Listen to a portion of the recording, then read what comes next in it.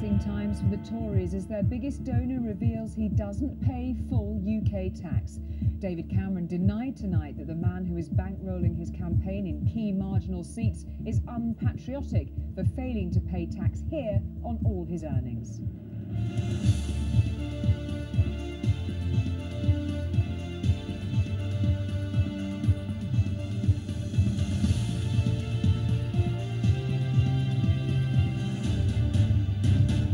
This is the ITV News at 10 with Julie Etchingham and Alistair Stewart.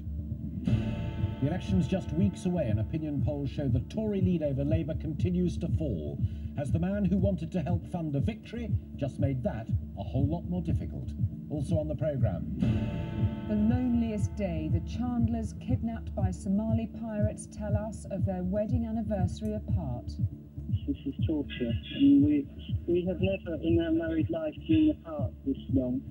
We have our anniversary next Sunday. We will have been married 29 years. Families fury as the Yorkshire Ripper goes to court to try to win his freedom. Football's golden boy on the World Cup, wags and womanising.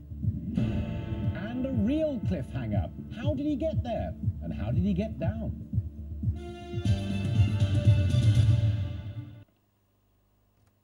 The British couple kidnapped by Somali pirates have described in new phone calls obtained by ITV News the mental torture they're suffering. Rachel and Paul Chandler have been held captive separately since the beginning of the year. They say they're physically okay, but struggling terribly with loneliness. Angus Walker reports. Rachel Chandler, thin, tired, and in her words, tormented. In a new interview obtained by ITV News, she spoke briefly to a Somali journalist. Yes, I'm obviously very tormented and very lonely and worried. It's very nice to know that the Somali community in the UK are concerned about me. I am very grateful. She confirmed her husband was still being held separately. I spoke to him 6, 7 or 8 days ago, but they don't let us. We're not together. We've not seen one another for 5 weeks now. But I was allowed to him, and I'd like. After less than 2 minutes, her conversation was cut short by her captors, and she broke down. Thank you so much. You're welcome. It's so nice to speak to somebody. Thank you. Thank you. Bye. Shortly after the Chandlers set sail from the Seychelles last October, their yacht was seized by pirates. The retired couple from Tunbridge Wells were on a dream voyage. In another brief phone call, Paul Chandler spoke about the distress of being kept apart. I don't understand this. This is torture, and we have never in our married life been apart this long.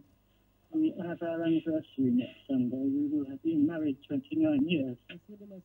The phone interview was recorded by Universal TV 2 weeks ago. The Somali station, with studios in London, is broadcasting weekly direct appeals to the pirates, urging the release of the Chandlers.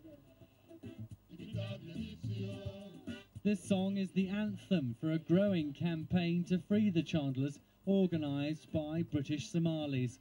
Rallies have been held to put outside pressure on the pirates. We are shocked and really deep in sorrow for what's happening to them. We are really sorry for the terrible time that the family is going through.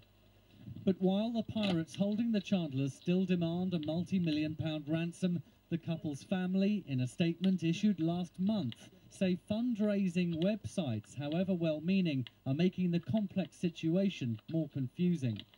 This evening, a Foreign Office spokesman said the Somali community in Britain had shown considerable goodwill and the government had raised the fate of the Chandlers with key contacts in Somalia.